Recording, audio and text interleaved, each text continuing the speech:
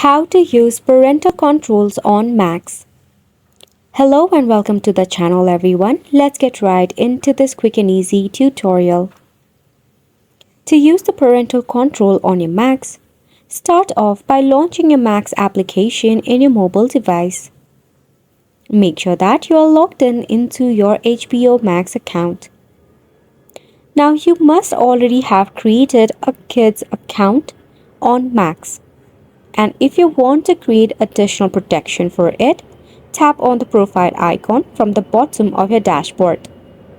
At the very top, in the left hand side, you must see the setting icon. After tapping on it, you will see all of this list of options. Tap on the option of Parental Controls.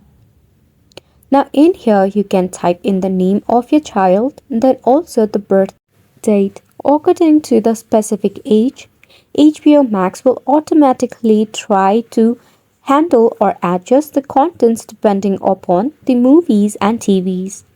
Or you can even go ahead and manually adjust it.